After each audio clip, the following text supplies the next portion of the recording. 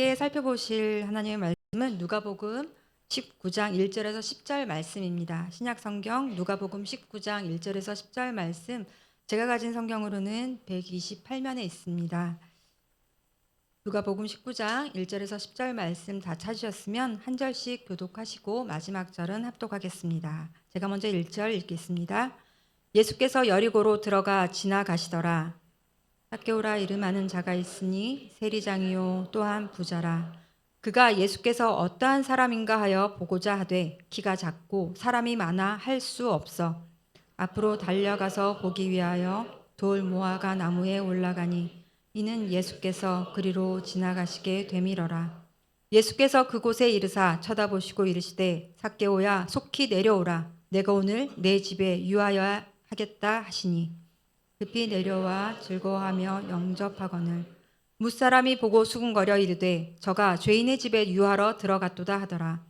삭개오가 서서 주께 여짜오되 주여 보시옵소서, 내 소유의 절반을 가난한 자들에게 주겠사오며 만일 누구의 것을 속여 빼앗은 일이 있으면 내 갑절이나 갚겠나이다. 예수께서 이르시되 오늘 구원이 이 집에 이르렀으니 이 사람도 아브라함의 자손이미로다. 함께 읽습니다. 인자가 온 것은 잃어버린 자를 찾아 구원하려 함이니라. 아멘. 네, 그리스도 중심 성경 읽기 본문으로 진행하는 수요 기도에 나오신 성도님 여러분, 주님의 이름으로 환영합니다. 힘써 여호와를 알아가기를 원하며 시작했던 그리스도 중심 성경 읽기 잘 따라가고 계시나요? 진도를 잘 따라가면 더욱 좋겠지만 처음 우리가 의도했던 것처럼 성경 읽기 진도를 잘 따라가기보다 예수 그리스도를 따라가기를 힘쓰는 우리 더사랑교회가 되길 바라며 오늘은 이번 주 함께 읽고 있는 누가복음을 가지고 나누려고 합니다.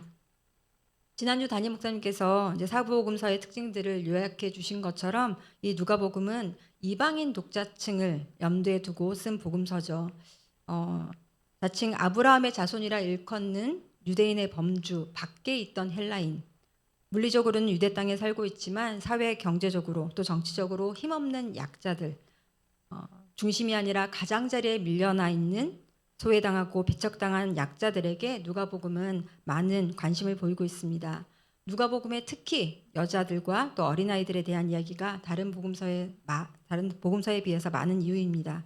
그래서인지 저희 친정 가족 중에 처음 혼자 교회를 나가면서 당연히 성경에 대한 지식이 부족했던 저에게 누가복음은 다른 어떤 성경책보다도 좀 더 친근하게 다가왔던 것 같습니다. 누가복음이 주목하고 있는 그 이방인 중에 한 사람이 바로 저였던 거죠. 한국에서 사는 동안은 사실 저는 제가 상류층이라고 생각해 본 적도 없지만 그렇다고 한 번도 약자라고 생각해 본 적이 없었습니다. 근데 미국에 갔더니 진짜 마이너 중에 마이너더라고요. 지금이야 한류 열풍으로 이제 전 세계의 선망이 대상이 되었지만 25년 전, 벌써 25년이 되었더라고요. 미국에 갔을 때는 상황이 많이 달랐습니다. 장학금을 좀 알아보면서 거의 절망했습니다. 미국 대학이 장학금이 많기로 유명한데요. 자국민한테 주는 혜택이 많았던 거고 저 같은 외국인들한테는 사실 별로 없더라고요. 또 한국에서 주는 장학금도 알아봤는데 젊거나 아니면 남자거나 결혼해서 아이 둘 낳고 공부를 시작한 저로서는 많은 사람들이 아메리칸 드림을 꿈꾸는 그 미국 땅이 저에게는 광야 같았습니다. 동아시아 저 구석에 있는 작은 나라에서 온 영어도 잘 못하고 아이를 낳아 기르면서 힘들게 공부하는 나이 많은 외국인 여자일 뿐이었습니다. 스카이 이런 거 아무도 못 알아줍니다. 그 무렵부터 좀 더 진지하게 성경을 읽고 또 신앙생활을 시작했던 것 같습니다. 한 번은 교회에서 누가복음을 가지고 이제 가족 대항 성경 퀴즈 대회를 열었는데요.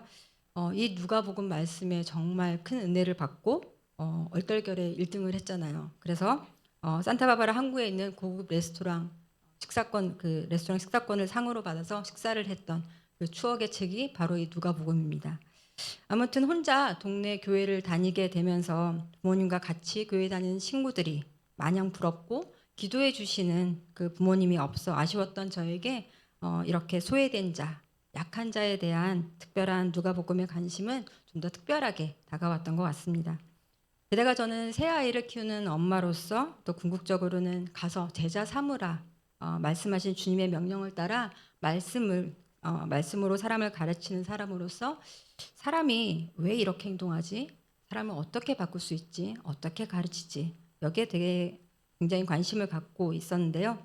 제가 학부 때부터 고고학 공부를 하다가 신학을 공부하게 된 것도 사실 이 질문이었습니다.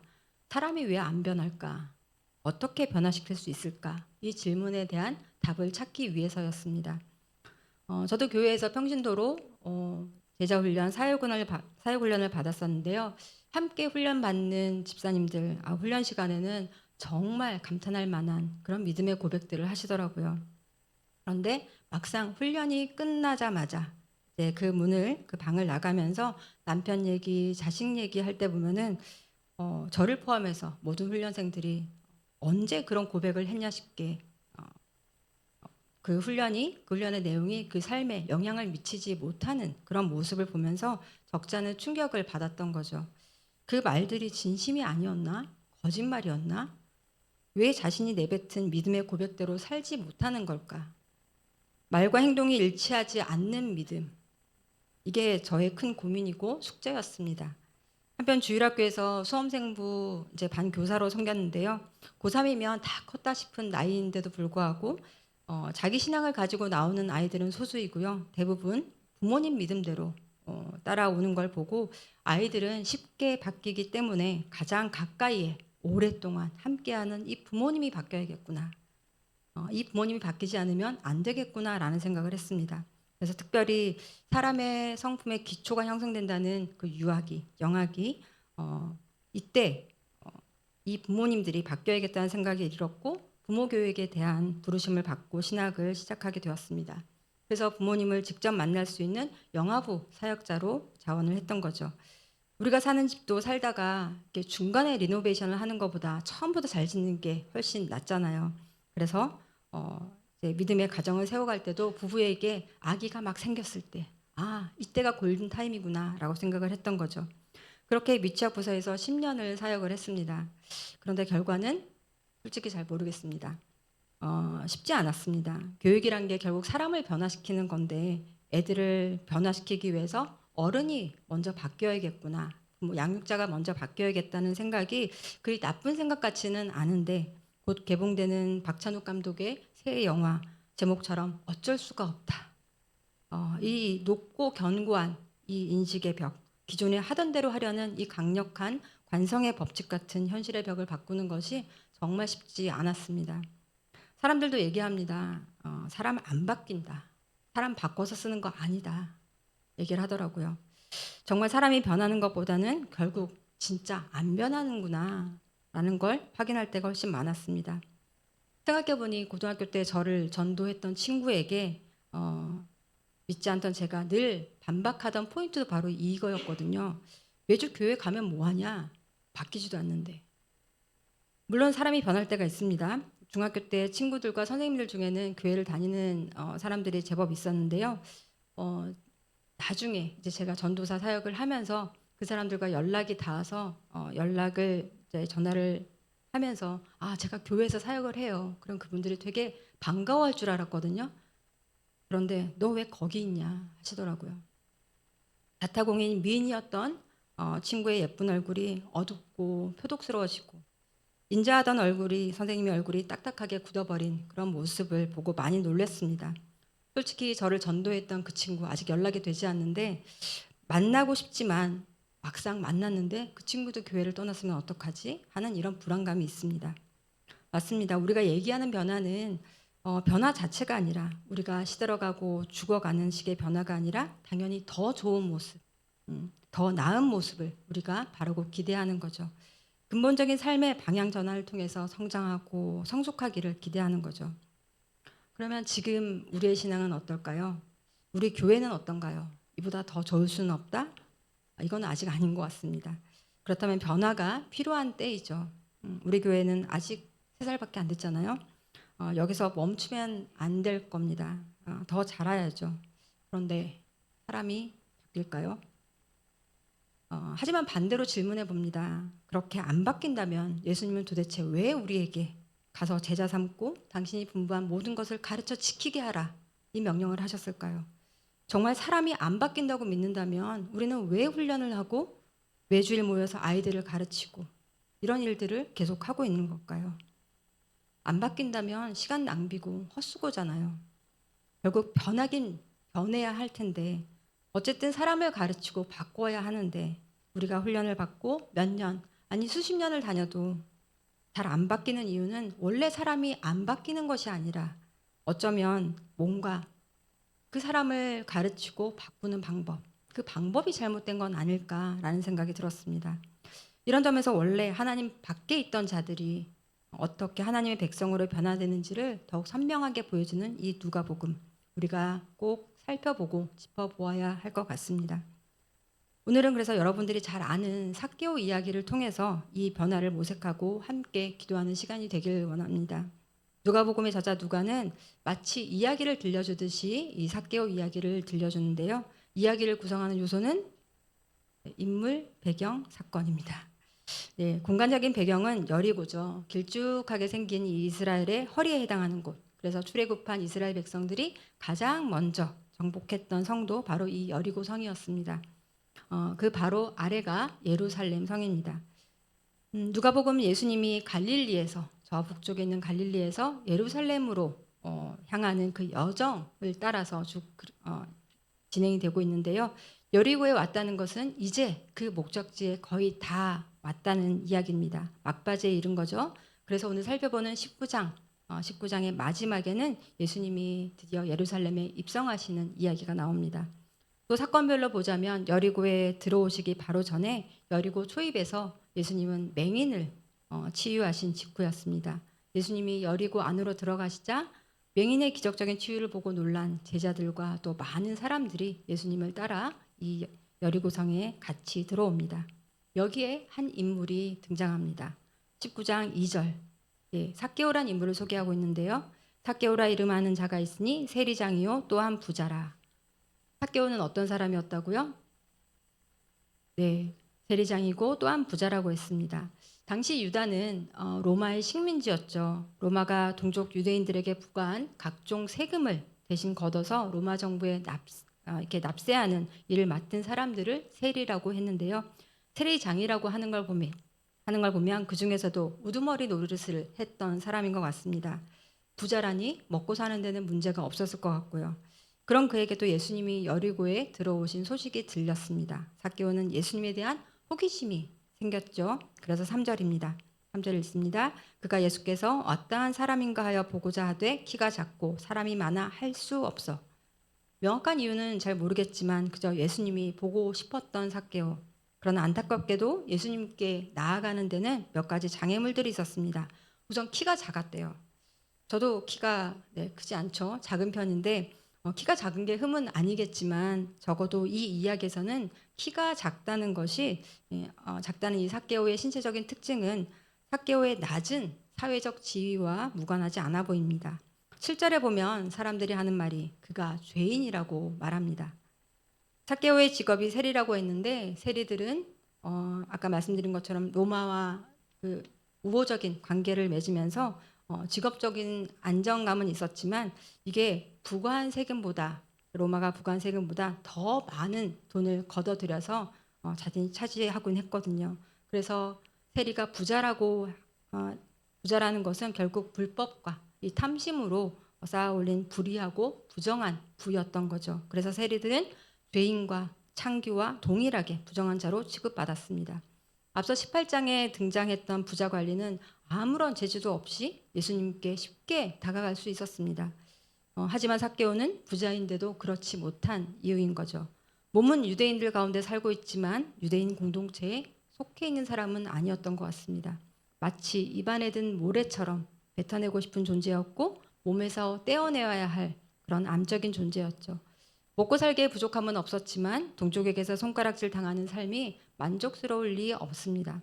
그래서 많은 사람들은 그의 앞을 가로막는 장애물이 되는 거죠. 그런데 이런저런 장애물에도 삭개오는 포기하지 않습니다. 그는 돌연 돌무화과 나무에 올라갑니다.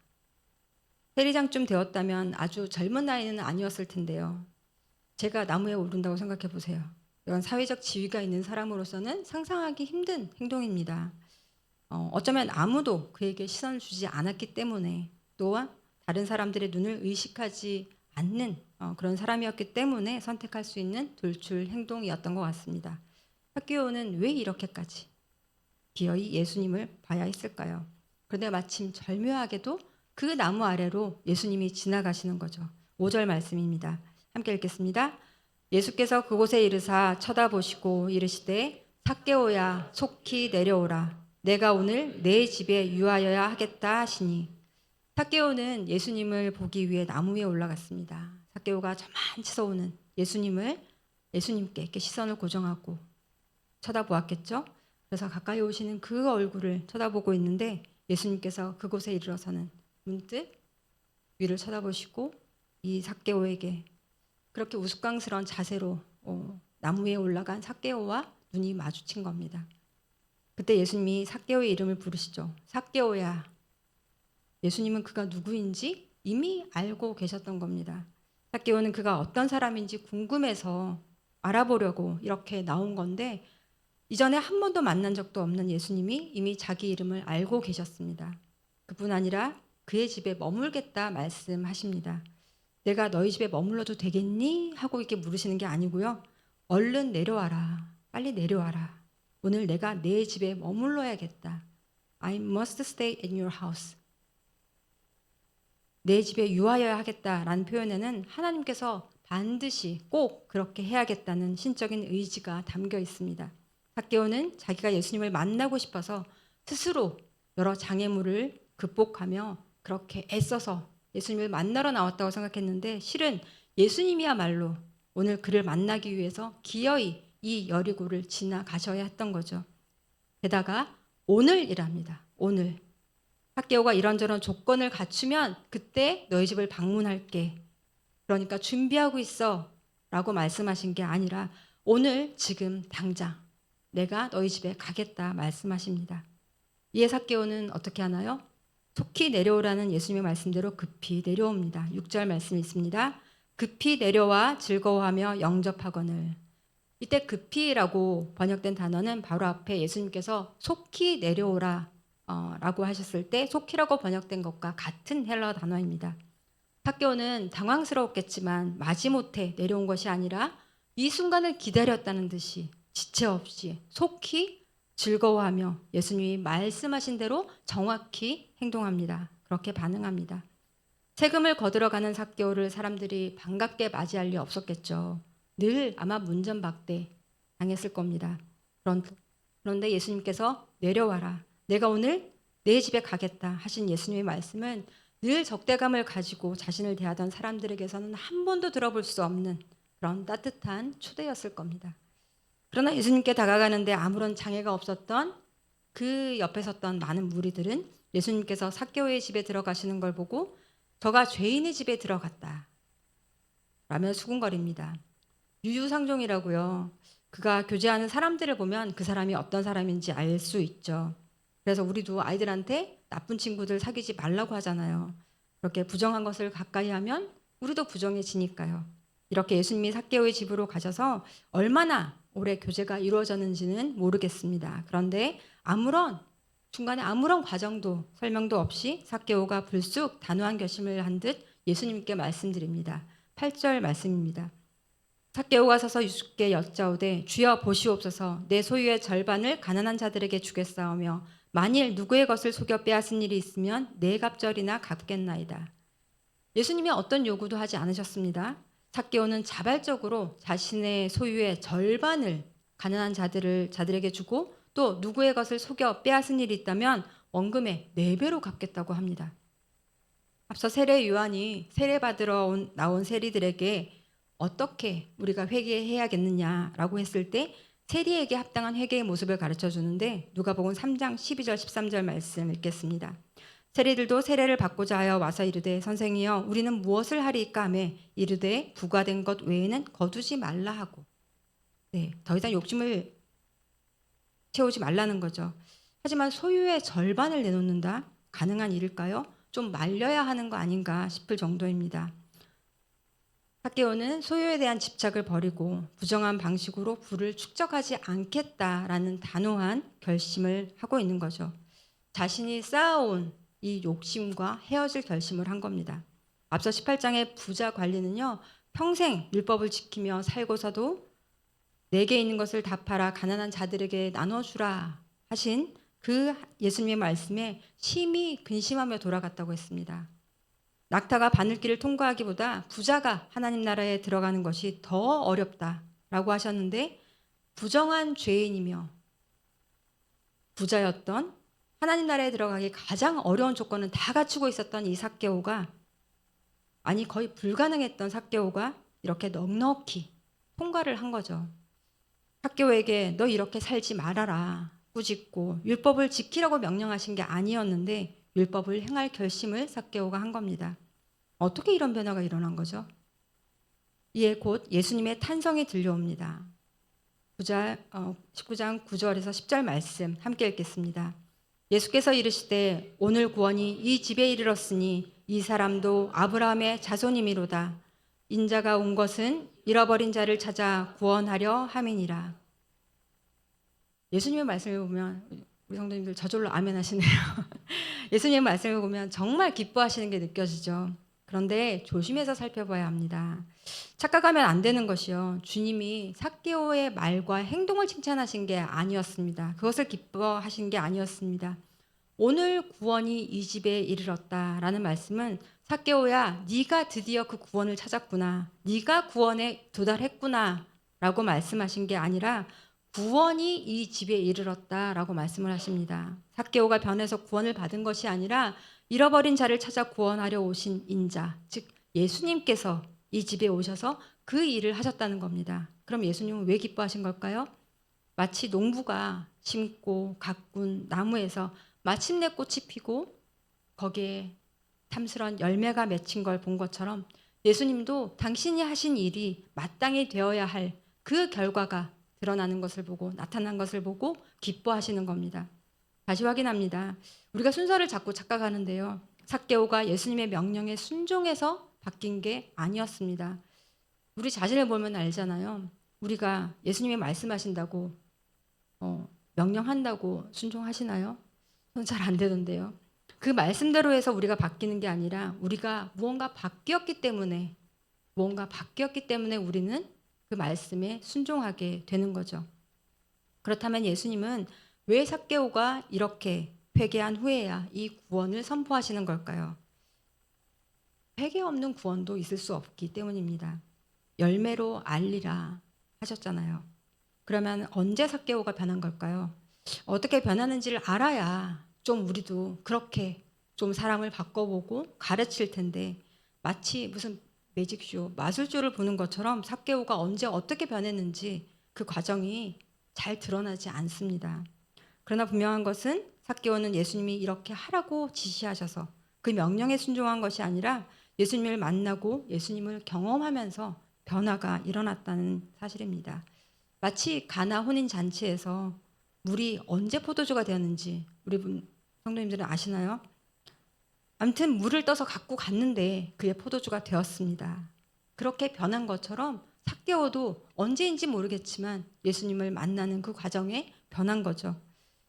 지금껏 동족을 착취하며 부정한 부를 쌓고 죄인으로 살아오던 삭개오가 이제는 다르게 살기로, 삶의 태도에 분명한 전환이 일어난 겁니다. 큰 변화죠. 지금껏 살아온 삭개오의 모습과 완전히 딴판입니다. 하지만 이 모습은 사실 삭개오가 가장 삭개오답게 변화된 모습입니다. 원래 삭개오란 이름의 뜻이요, 의로운 자, 깨끗한 자라는 뜻이거든요. 지금까지 삭개오가 의로운 자, 깨끗한 자라는 이름과 다르게 살아온 거지, 이 변화된 모습이야말로 삭개오의 원래 모습이어야 했던 거죠. 인자가 온 것은 잃어버린 자를 찾아 구원하려 함이니라 라고 말씀하셨는데, 잃어버렸다는 건 무슨 말인가요? 원래 자리에서 이탈했다는 거죠. 원래 자리가 있었다는 얘기입니다. 그리고 그 이탈한 자리에서 제자리에 돌려놓았다는 말씀이죠.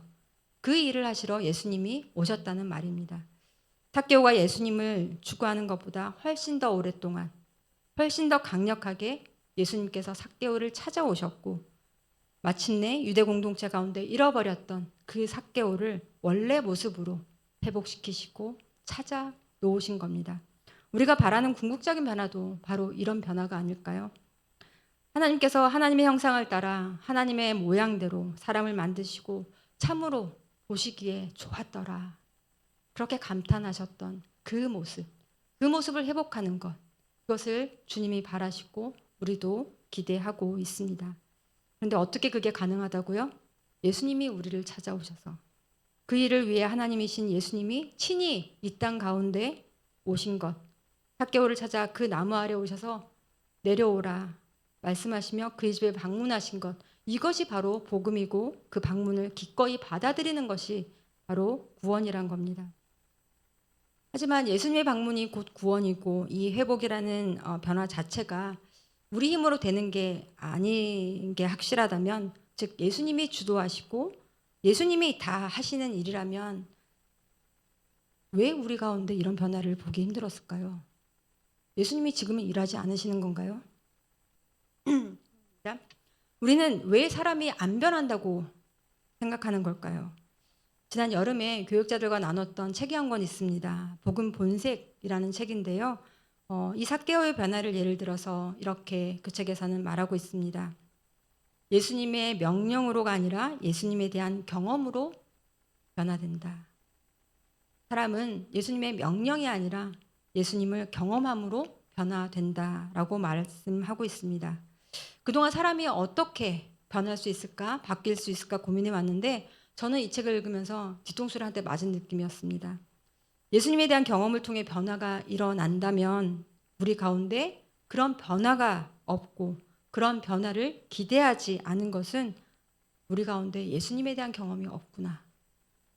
우리가 예수님을 만나지 못하고 있구나, 경험하지 못하고 있구나라는 반증이었기 때문입니다. 우리가 하는 사역들이, 많은 사역들이 정말 예수님을 만나게 하는 걸까? 예수님을 드러내고 있나 돌아보게 되었습니다. 어쩌면 예수님을 경험하는 것을 방해하고 있진 않나 걱정이 되었습니다. 우리가 생명과 구원의 빛을 우리가 비출 수는 없죠, 당연히. 그렇지만 마치 삭개오의 길을 막고 있었던 사람들처럼, 그 사람들의 등처럼 우리 기준에 적합하지 않는 누군가를 배제하고 소외시킬 수는 있고요. 그들에게 그 빛을 가리고 그 길을 막고 있을 수도 있겠다라는 생각이 들었습니다. 세례 요한이 주의 길을 예비한 것처럼 우리가 해야 할 일, 또 우리가 할 수 있는 일은 예수님을 경험하는데 방해가 되는 그것들을 제거하고 비복음적인 행위들을 멈추는 일이 선행되어야겠다라는 생각이 들었습니다. 그럼 무엇이 예수님을 경험하는 것을 방해할까요? 야고보서 1장 22절과 26절 말씀 제가 읽어드리겠습니다. 너희는 말씀을 행하는 자가 되고 듣기만 하여 자신을 속이는 자가 되지 말라. 26절 누구든지 스스로 경건하다 생각하며 자기 혀를 제갈 물리지 아니하고 자기 마음을 속이면 이 사람의 경건은 헛것이라. 무서운 말씀이죠. 학원을 많이 다닌다고 우리 아이들 성적이 안 오르는 이유가 뭔가요? 들으면 내가 다 안다고 착각하는 겁니다. 막상 문제를 풀려고 하면 풀 수 있는 실력이 없습니다.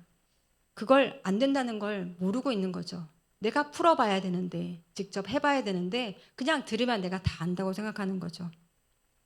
좋은 강의, 좋은 책, 좋은 설교 넘쳐납니다. 그걸 들으면 내가 마치 그렇게 된 것처럼 우리도 착각하며 살고 있는지도 모르겠습니다. 하지만 실제로 그 말씀대로 살아보아야 그것이 얼마나 힘든 줄 알고 그것이 얼마나 가치 있는 줄 알고 정말 그것이 가능한지 우리가 살아보아야, 내가 해보아야 아는데 말입니다.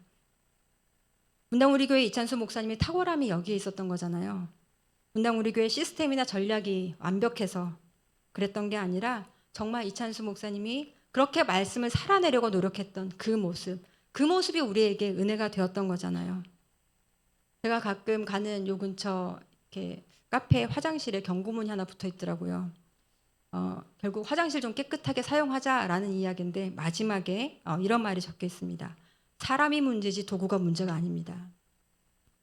네, 화장실에서도 진리를 발견했습니다. 네, 복음으로 변화가 일어나기 위해서는 우리가 우리 한 사람 한 사람이 바뀌어야 합니다. 우리가 문제입니다. 우리가 복음을 방해하는 도구가 될 수 있다는 거죠. 그 구원의 침투를 방해하지 않는, 정말 그 길을 열어주는 우리가 되었으면 좋겠습니다. 이게 좀 소극적인 방법이라면 좀 더 적극적으로 또 우리가 사람을 변화시킬 수 있고 또 우리가 변화시킬 수 있는 방법이 있을 텐데요. 예수님을 우리 삶에 초대하고 또 경험할 수 있어야겠습니다. 삭개오는 자신의 한계를 돌무화과 나무 위에 올라가서 해결해 보려고 했습니다. 하지만 예수님께서는 그곳에서 속히 내려오라 말씀하시고 그의 집으로 들어가 교제를 나누셨죠. 그곳에서 삭개오의 회개가 일어나고 용서와 화해가 일어납니다. 그런데 원래 하나님을 만나고 이렇게 용서받고 회복되는 곳이 어디죠? 성전이었습니다. 누가복음은 그 배경이 성전에서 시작해서 성전으로 끝납니다. 예루살렘의 성전 건물은 이 기능을 상실했지만 참 성전 대신 예수님을 통해서 회복되었다는 것을 보여주는 거죠. 삭개오의 집에서 이 회개와 용서, 회복이 일어났다는 것은 삭개오의 집이 바로 그 성전이 되고 그의 일상이 예배가 될 수 있음을 우리에게 분명하게 보여줍니다. 우리 지난 봄학기 다락방에서도 나누고 또 새벽에도 나누었던 요한계시록 말씀 중에 3장 20절 말씀 우리 함께 읽어보겠습니다. 볼지어다 내가 문 밖에 서서 두드리노니 누구든지 내 음성을 듣고 문을 열면 내가 그에게로 들어가 그와 더불어 먹고 그는 나와 더불어 먹으리라. 아멘. 예, 산골짜기에 있는 기도원 가서 신비한 경험을 하고 성전에서만 하나님을 만날 수 있는 것이 아니라 언제 어디서나 이 예수님과 우리가 먹고 마시며 일상에서도 예수님을 경험하고 예배할 수 있다. 아니 그래야 한다는 겁니다. 삭개오에게 오늘 내가 내 집에 유하여야겠다 말씀하시던 주님을 우리가 특별히 초대할 필요도 없습니다. 예수님은 이미 우리 문 앞에 와서 우리 문 밖에 기다리고 계시기 때문입니다. 우리가 우리의 마음의 문을 열고 주님을 받아들이기만 하면 되는 거죠. 일상의 성화라고 얘기할 수 있겠죠. 사실 이건 그런데 구약에서부터 말씀하시던 겁니다. 신명기 6장 6절 7절 말씀 잘 아시는 말씀인데요. 함께 읽어보겠습니다. 오늘 내가 내게 명하는 이 말씀을 너는 마음에 새기고 내 자녀에게 부지런히 가르치며 집에 앉았을 때든지 길을 갈 때든지 누워 있을 때든지 일어날 때든지 이 말씀을 강론할 것이며 부지런히 가르치라고 말씀하시면서 집에 앉았을 때든지 또 길을 갈 때든지 누워 있을 때든지 일어날 때든지 이건 요럴 때만 하라는 것이 아니라 모든 우리의 삶 속에서 모든 시간 속에서 우리의 일상의 모든 삶을 통해서 가르치라는 말씀입니다. 그런데 어느 곳에서는 거룩하다가 어느 때는 세상 사람과 다를 바 없이 살아가는 것 이건 진짜 변화가 아니죠. 우리가 연기를 하는 거죠. 이중적인 삶을 우리가 가끔 살고 있는데요. 제가 이제 대구에서 살다가 네, 서울로 전학을 왔거든요. 초등학교 때. 그때 제가 이제 말을 집에서는 사투리를 경상도 사투리를 쓰고 집에서는 서울 말을 썼습니다. 그랬다가 들통난 적이 있었습니다. 그래서 도시락을 먹다가 반찬이 되게 짠 거예요. 아 짭다 그랬다가 네, 경상도 사람이란 게 들통난 적이 있었는데요. 언젠가 이렇게 들통나게 됩니다. 성과 속을 분리하며 살아가는 모습은 누가 봐도 이중인격입니다. 인간의 이중성을 다룬 지킬 박사와 하이드라는 소설 이야기 아시죠? 결국 그 사람은 지킬 박사가 되는 게 아니라 하이드가 됩니다. 기괴한 삶이 되는 거죠. 성과 속을 분리하는 것이 아니라 우리 자체가 우리 사람이 우리가 바뀌어야 되고 우리의 일상까지도 그렇게 바뀌어야 하겠습니다. 예수님을 우리의 삶에 받아들이고 우리 주님과 동행하면서 말입니다. 다시 묻습니다. 사람이 바뀔까요? 네, 우리가 아니라 주님이 하시기 때문입니다. 주님이 일하시도록 맡기지 못했기 때문이지 주님은 지금도 우리 문 밖에서 우리를 기다리시고 우리를 기대하시기 때문입니다. 사람에 대한 기대를 포기하려 했던 제 자신이 참 부끄러웠습니다. 그것을 먼저 회개하기 원합니다. 하나님의 일하심을 믿지 못했기 때문입니다. 우리 힘으로 무언가를 해보려 했던 우리 어리석음을 회개하기 원합니다. 돌무화과 나무 그 아래로 내려와 예수님의 십자가 아래로 예수님이 우리를 위해 십자가를 지시고 내려가신 그 낮은 곳으로 내려가서 예수님을 우리가 만나야겠습니다. 그 예수님과 동행해야겠습니다. 이 예배당에서뿐만 아니라 이 예배당 밖에 우리 예수님과 손잡고 나아갈 수 있어야겠습니다. 우리 낮은 곳으로 함께 부르시고 함께 기도하기 원합니다.